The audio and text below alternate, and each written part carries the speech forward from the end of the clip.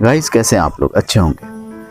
Guys आजकल आप एक शब्द सुनने को मिल रहा है, काफ़ी चर्चा में है, समाचार से, सोशल मीडिया पे या कहीं पर भी, हर्ड इम्यूनिटी। ये हर्ड इम्यूनिटी के बारे में हम बात करेंगे क्योंकि जानना ज़रूरी है। सिर्फ सुनना, हम किसी चीज़ को सिर्फ सुनते हैं और उसके डीपली उसके बारे में हम जानते नहीं हैं, तो ये चीज़ को जानना चाहिए। तो आज हम बात करेंगे हर्ड इम्यूनिटी के बारे में कि हर्ड इम्यूनिटी क्या है और ये कितना इम्पोर्टेंट है। इम्यूनिटी तो हमको पता है, सारे लोगों को मालूम है कि इम्यूनिटी एक है जो हमारे बॉडी के अंदर काम करती है, लेकिन ये हर्ड इम्यूनिटी क्या है, तो इसको जानना बहुत जरूरी है। तो आइए सीधा हम मुद्दे पे चलते हैं। ये एक छोटा हर्ड, HERD एक शब्द है, एक वर्ड है जो इंग्लिश का वर्ड है, ठीक है। इसका हिंदी मीनिंग होता है प्रतिरोधक क्षमता को इम्यूनिटी बोलते हैं, ठीक है। तो अब दोनों को अगर हम एक साथ अगर जोड़ते हैं, इस दोनों वर्ड को, हर्ड और इम्यूनिटी को, तो इसका हिंदी मीनिंग निकल के आता है सामूहिक रोग प्रतिरोधक क्षमता। फिर से मैं आपको रिपीट करता हूँ, सामूहिक रोग प्रतिरोधक क्षमता, herd immunity, herd immunity. It's okay. तो ये चीज़ तो क्लियर हो गया आपको हिंदी में। ये वर्ड इसलिए आया क्योंकि आज के डेट में जो महामारी चल रहा है, जो परेशानियां चल रही है, आप सब, हम सब वाकिफ़ हैं कि हर जगह यही चर्चा का एक विषय है कि इम्यूनिटी को कैसे स्ट्रॉन्ग किया जाए, हर्ड इम्यूनिटी कैसे डेवलप किया जाए। तो ये बहुत ज़रूरी है कि हर्ड इम्यूनिटी को अगर डेवलप हम करने में सक्षम हो जाते हैं तो कहीं ना कहीं हमारे समाज को के एक बहुत बड़े तबके को हम बचा सकते हैं इस महामारी से। तो तभी ये निकल के आया हर्ड इम्यूनिटी। हर्ड इम्यूनिटी निकल के आने का यही एक कारण है, ठीक है। या फिर यूँ कह सकते हैं एक बड़े तबके या एक बड़े हिस्से जो 70 से 90% झुंड में, यानी कि एक साथ, झुंड और झुंड में, इसको इंग्लिश में हर्ड बोलते हैं, HERD। और इम्यूनिटी जो आपको पता ही है, रोग प्रतिरोधक क्षमता है, उसको डेवलप करना 70 से 90% लोगों में ही हर्ड इम्यूनिटी कहा जाता है। अब ये कहाँ से आएगा, हर्ड इम्यूनिटी कहाँ से आएगी? होता क्या है कि किसी इंसान को अगर उसको वायरस हुआ, वो इन्फेक्शन लगा उसको, ठीक है, और वो ठीक हो गया दवा खाकर, और उसका बॉडी का जो रोग प्रतिरोधक जो क्षमता है उससे फाइट करके जीत गया, तो उसके अंदर प्रतिरोधक क्षमता, जो उनकी इम्यून सिस्टम है, वो डेवलप होगी उनके बॉडी के अंदर, और इस तरह से उनकी संख्या बढ़ेगी। जब संख्या बढ़ेगी तो इसका एक जो चेन है, जो इस बीमारी का जो चेन है, जो एक सिस्टम है, वो टूटेगा।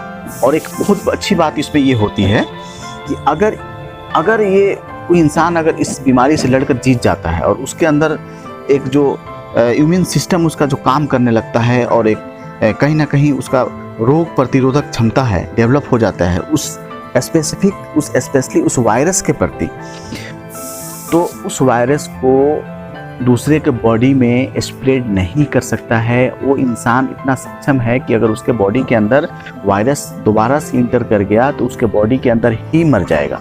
उसके बॉडी की जो रोग प्रतिरोधक क्षमता है उसको मार देगी और उस इंसान को कुछ नहीं होगा, और वो इंसान दूसरे इंसान को स्प्रेड भी नहीं कर सकता है, और नहीं बांट सकता है, नहीं फैला सकता है, ठीक है। उतनी कैपेसिटी हो जाता है।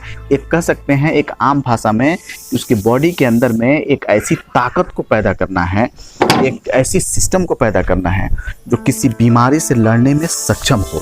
और अगर उस इंसान को बीमारी हो भी जाता है तो वो जो सिस्टम जनरेट हुआ है, जो एक नई ताकत बनी है आपके बॉडी के अंदर, उस बीमारी को मार देगा। अब ये कैसे होगा?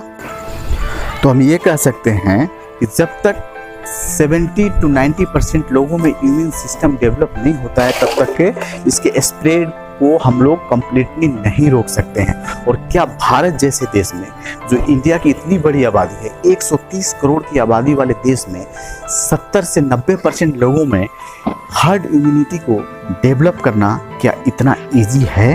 एक सोचने का विषय है और एक शोध का विषय है। खैर, मैं इस टॉपिक को अभी नहीं छेड़ना चाहता हूँ। अभी सीधा हम बात कर रहे हैं हर्ड इम्यूनिटी की। तो हर्ड इम्यूनिटी की परिभाषा, उसकी जो डिफिनेशन है, मैंने आपको बता दिया। अब हम बात करते हैं कि ये काम कैसे करता है। दोस्तों दरअसल किसी भी वायरस को रहने के लिए उसको एक शरीर की ज़रूरत होती है। किसी भी वायरस को रहने के लिए उसके अंदर एक घर बनाने के लिए एक शरीर की ज़रूरत होती है, तभी वो जिंदा रह पाता है। डॉक्टर्स या वैज्ञानिक की भाषा में हम ये कह सकते हैं कि वायरस को सरवाइव करने के लिए एक नया होस्ट की ज़रूरत होती है, एक नया होस्ट चाहिए। ऐसे में वायरस एक कमज़ोर इम्यूनिटी वाले शरीर को ढूंढता है, और जैसे ही कोई कमज़ोर व्यक्ति, कमज़ोर शरीर वाला कोई इंसान उस वायरस को मिल जाता है, वो उसमें इंटर कर जाता है और वो अपनी आसानी से अपनी जो प्रक्रिया है वो उस प्रक्रिया को शुरू करता है और उसको संक्रमित कर देता है उस इंसान को। ऐसे में अगर ज़्यादातर लोगों की इम्यूनिटी मजबूत होगी तो वायरस को शरीर नहीं मिलेगा और वो एक वक्त के बाद खुद ब खुद मर जाएगा, नष्ट हो जाएगा, क्योंकि वायरस की एक उम्र होती है, उसके बाद वो मर जाता है।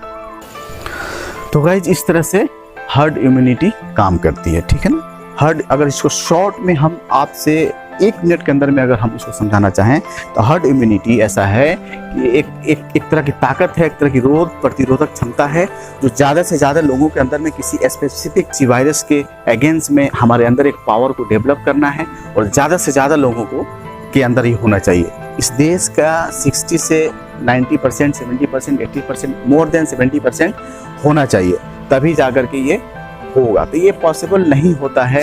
इस तरह से इतना बड़ा रिस्क साइंटिस्ट या डॉक्टर्स या यहाँ के गवर्नमेंट नहीं लेना चाहिए, और नहीं लेगी या नहीं ले सकते कि छोड़ दिया जाए स्प्रेड होने के लिए और अपने आप ही जो है ना ये हार्ड इम्यूनिटी डेवलप हो जाएगा लोगों के अंदर, और ये बीमारी खुद ब खुद भाग जाएगा यहाँ से। तो ये पॉसिबल नहीं है। बट अगर हार्ड इम्यूनिटी जितने ज़्यादा लोगों में अगर ये डेवलप होता है तो अच्छी बात है, और बहुत ही अच्छी बात है। तो ये चीज़ मुझे ओवरऑल बताना था कि हार्ड इम्यूनिटी क्या है। आपको इम्यूनिटी पहले से मालूम है आपको कि इम्यूनिटी होता क्या है, और उसके अगेंस्ट में हम लोग बहुत सारा चीज़ काम भी कर रहे हैं कि हम ये खा लेते हैं, वो खा लेते हैं कि हमारा जो हमारे अंदर वायरस अगर इंटर करता है तो कुछ हो ना, हमारे इम्यून सिस्टम अच्छा से काम करे। और हार्ड इम्यूनिटी का एक कन्फ्यूज़न था, तो मैंने इसको बताना उचित समझा, तो शायद आप समझ गए होंगे गाइस। सो वंस अगेन आप अपना ख्याल रखिए, और जहाँ भी रहिए अच्छे से रहिए, और दूसरों का भी ख्याल रखिए, और कोशिश